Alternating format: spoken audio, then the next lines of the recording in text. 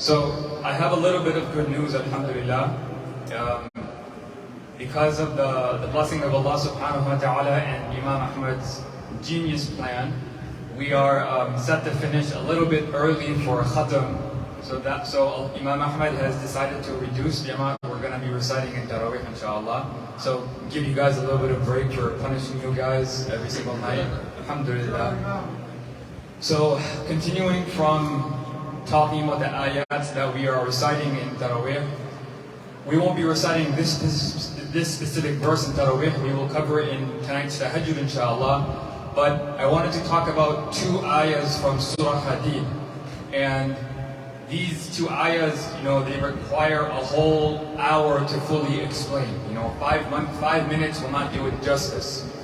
But Allah subhanahu wa ta'ala, He says, أَلَمْ يَأْنِ الَّذِينَ آمَنُوا أَن تَخْشَعَ قُلُوبُهُمْ لِذِكْرِ اللَّهِ وَمَا نَزَلَ مِنَ الْحَقِّ وَلَا يَكُونُوا كَالَّذِينَ أُوتُوا الْكِتَابَ مِنْ قَبْلُ فَطَالَ عَلَيْهِمُ الْأَمَدُ فَقَسَتْ قُلُوبُهُمْ وَكَثِيرٌ مِنْهُمْ فَاسِقُونَ.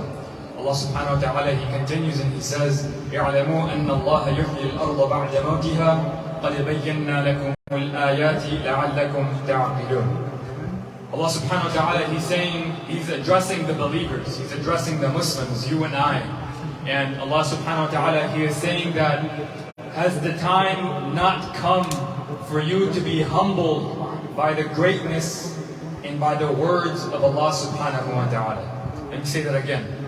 The ayah says, yes, they can't hear?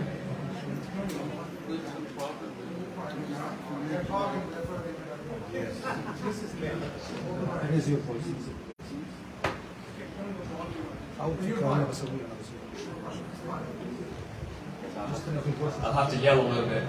Okay, inshallah, can you hear me? No, it's very low, I'm sorry. I don't know what to do. Okay. Inshallah, I will convey the message to the brothers, and the brothers can convey the message to their families, inshallah. Yeah.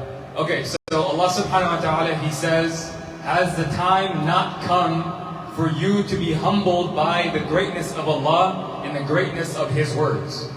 And Allah subhanahu, as human beings, we have a tendency to become egotistical. We think we are all high and mighty. But compared to the grand scheme of things, and compared to the greatness of Allah, and compared to the words of Allah subhanahu wa ta'ala, we are nothing. And so Allah subhanahu wa ta'ala is explaining to us that we should humble ourselves whenever Allah is discussed and whenever the Quran is discussed. And Allah subhanahu wa ta'ala, He continues by saying that the people who came before you, the people of the previous nations, they also received revelation and they received their own books.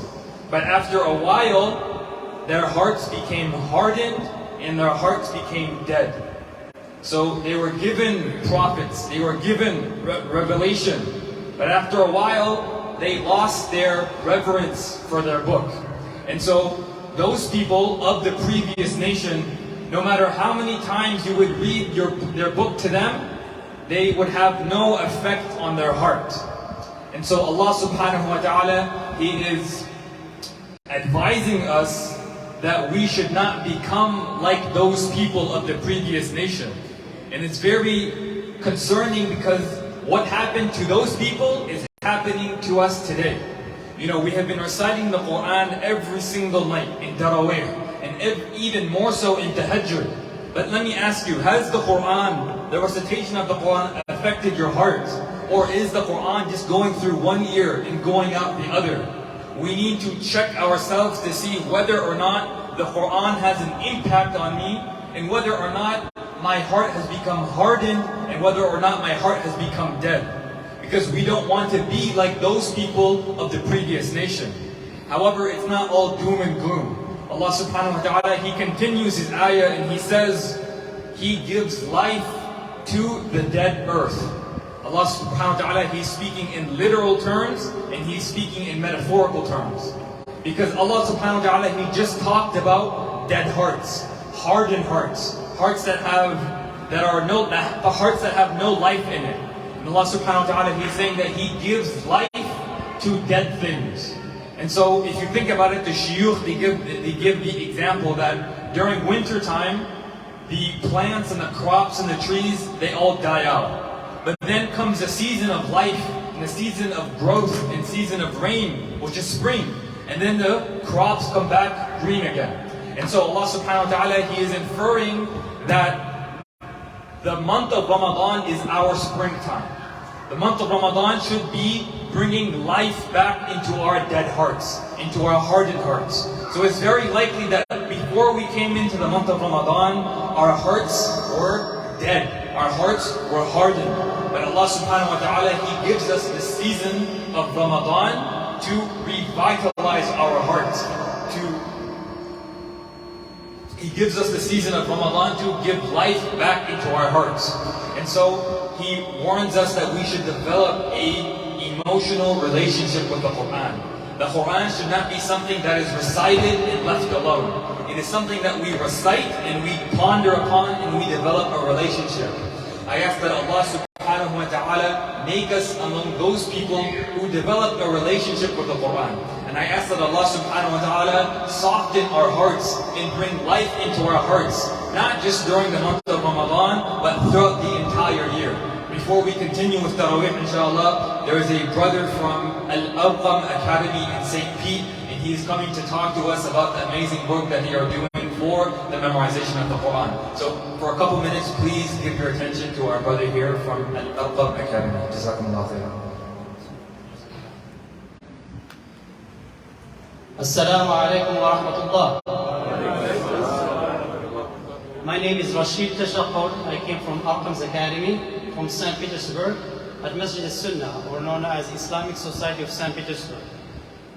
Arqam's Academy was established in 2018 for the need of an Islamic school in Pinellas County. As you know, Arqam's Academy is the first and the only Islamic school for the entire county of Pinellas County.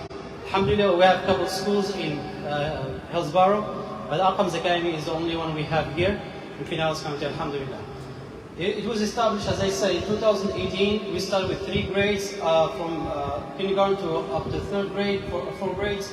Alhamdulillah, every year our students grow with us, so we are up to 7th grade, alhamdulillah, this year. So we have middle school. The goal, inshallah, is to go up to the high school. So our students, as soon as they will register with us from the kindergarten, from a daycare center, from 4 years old, they will carry with us all the way to high school, inshallah. We have a facility that contains 23 classrooms. Alhamdulillah, already the facility is there. The only issue that we encounter is, since it's an existing facility, and we have the new ownership for the building, we have to, there's requirements from the city, fire department, zoning, so we have to comply with all those requirements. We have to bring the building up to code.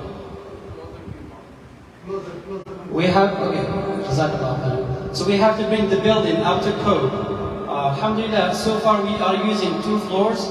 We have we have another building called the West Building.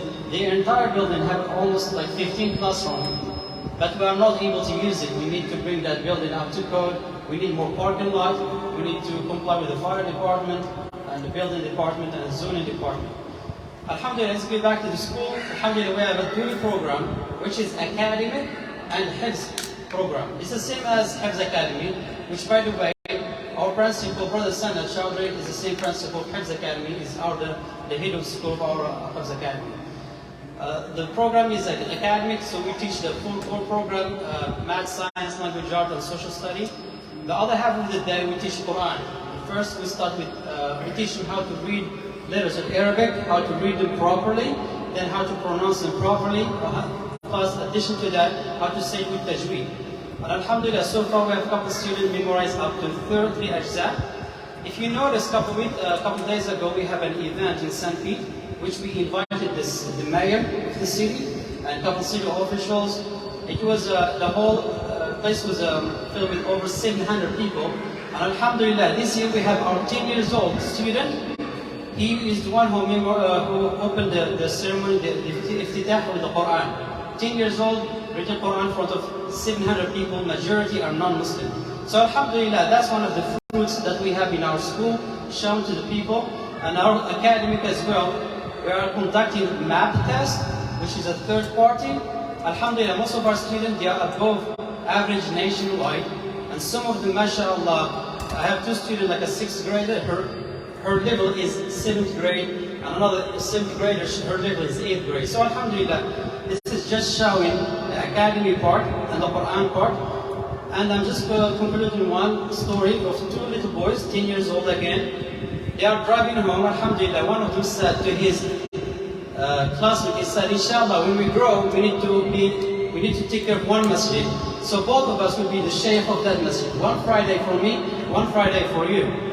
And he added, he said, inshallah, our mothers will be called the mother of shuyukh. So alhamdulillah, this is just telling you how those kids are connected to the Quran, to the deen, and how they are thinking for the future. So may Allah protect them and preserve them, inshallah, for this deen. So alhamdulillah, when I came here, I came for a reason to ask you your help, your financial help for our school, so we can bring the building up to code, inshallah, open the school for the whole 12th grade, inshallah. And addition to that, inshallah, jazakumullah khairan, if you cannot financially, that you can by dua. Just keep us in your dua to continue our journey, inshallah, to bring Hufad. Mashallah, we have one Hafid from Hifz Academy. Inshallah, we need to produce more Hufad from Pinellas County, inshallah. Jazakumullah khairan. Jazakallah khairan. That's